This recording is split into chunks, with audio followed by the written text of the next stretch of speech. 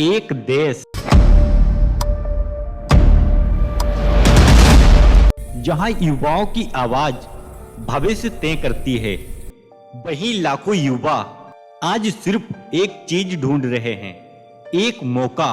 यह कहानी बेरोजगारी की नहीं, यह कहानी उम्मीद की आखिरी सांसों की है। और सवाल बस इतना है, क्या ये पीढ़ी अपनी मंजिल पाएगी या हमेशा ही इंतजार उसका सच बनेगा। भारत दुनिया का सबसे युवा देश है। 600 मिलियन से ज्यादा लोग 30 साल से कम उम्र के हैं। उनकी शिक्षा, उनकी मेहनत और उनके सपने ही देश की अर्थव्यवस्था को आगे बढ़ाते हैं। लेकिन इसी युवा आबादी का एक बड़ा हिस्सा आज बेरोजगार और अफसरों के बीच फंसा हुआ है। कागजों पर डिग्री है लेकिन हाथों में नौकरी नहीं। यह कहानी अभी इसलिए महत्वपूर्ण है क्योंकि जॉब मार्केट तेजी से बदल रहा है।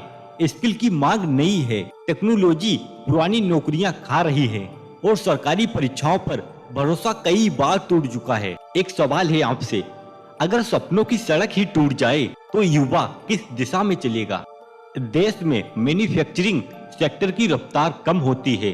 करोड़ों युवा पहली बार महसूस करते हैं कि डिग्री से नौकरी मिलना पहले जितना आसान नहीं रहा। रेलवे में 90,000 पदों के लिए 2.8 करोड़ आवेदन आते हैं। यह एक संकेत था, युवा तैयार है पर अवसर कम है। कई भर्ती परीक्षाएं टलती हैं, कुछ जगहें पेपर लीक की खबरें आती हैं, भरोसा हिलता है। लॉकडाउन के बाद करोड़ों लोगों की नौकरियां जाती हैं, लाखों युवा काले से निकलते हैं, पर जॉब मार्केट लगभग बंद मिलता है। प्री पेंडेमिक नौकरियां वापस आती हैं, लेकिन डिजिटल स्किल मांग बहुत बढ़ जाती है।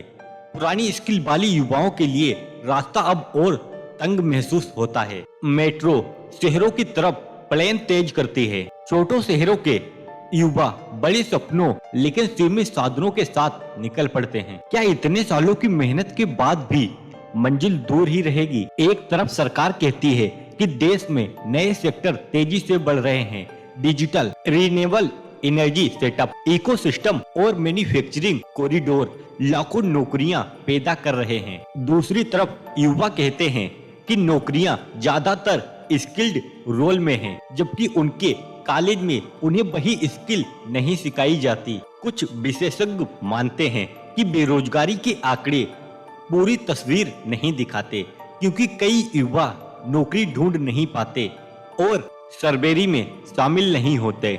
दूसरी ओर कुछ विशेषज्ञ कहते हैं कि समस्या उतनी भी बड़ी नहीं है। भारत की अर्थव्यवस्था धीरे धीरे अवसर्व कर रही है, बस स्पीड मिसमैच है। सच्चाई शायद इन दोनों के बीच कहीं है और यही इस कहानी का सबसे महत्वपूर्ण गैप है। किसी शहर का एक छोटा कमरा एक जैसी कहानी सुनाता है। एक बच्चा, एक ट्यूबलाइट, एक सपनों की भरी कॉपी और एक अधूरी सूची उन परीक्षाओं की जो बार बार टल जाती है। इन कमरों में सिर्फ किताबें नहीं बल्कि समय और उम्मीद भी खर्च होती हैं। एक युवा कहता है, मैं 8 साल से तैयारी कर रहा हूँ, अब मेरी उम्र निकल रही है पर रिजल्ट अब भी अटका है। यह दर्द सिर्फ एक राज्य का नहीं, पूरे देश का, पूरे युवा पीढ़ी का है। विशेषज्ञ कहते हैं कि जॉब मार्केट को ऐसे समझिए जैसे सड़क पर गाड़ियां तेजी से बढ़ रही हो लेकिन सड़क खुद बदल रही हो। पुरानी स्किल पुरानी गाड़ियों की तरह है, वो चल तो सकती है लेकिन आज की रफ्तार के लिए नहीं है। दूसरी तरफ शिक्षा प्रणाली एक बड़ी मशीन है, इसे दिशा बदलने में समय लगता है, जबकि उद्योग हर साल नई दिशा में बढ़ जाता है। यही मिसमैच देश के युवाओं की सबसे बड़ी चुनौती है। अगर यह पीढ़ी काम नहीं कर पाती तो देश का भी नुकसान है और आर्थिक और सामाजिक भी, क्योंकि युवा सिर्फ मजदूर नहीं होते, वो इनोवेशन की नींव होते हैं। उनकी ऊर्जा ही देश की रफ्तार तय करती है। हम जानते हैं कि यूथ अनएम्प्लॉयमेंट बढ़ती है, हम जानते हैं कि एग्जाम डिले हुए, हम जानते हैं कि स्किल गैप असली है, लेकिन हम नहीं जानते कब ये साइकिल टूटेगा कब अवसर और तैयारी एक ही रास्ते पर मिलेंगे? अगर आने वाला कल बदल सकता है तो किस दिशा से शुरू होगा? टेक्नोलॉजी और एआई नए रोल बनाएगी, पर इसके लिए डिजिटल स्कूल जरूरी होगी। ट्रेनिंग और अप स्किलिंग अब सर्वाइवल बन जाएगी। सरकारी परीक्षाओं में डिजिटल टेस्टिंग बढ़ेगी, जिससे डिले कम हो सकते हैं। सिर्फ पारंपरिक डिग्रियों से नौकरी मिलना अब मुश्किल रहेगा। कॉलेजों का कोरिकुलम कब और कितना बदलेगा, यह अनिश्चित है। हर पीढ़ी अपनी चुनौतियां लेकर जन्म लेती है।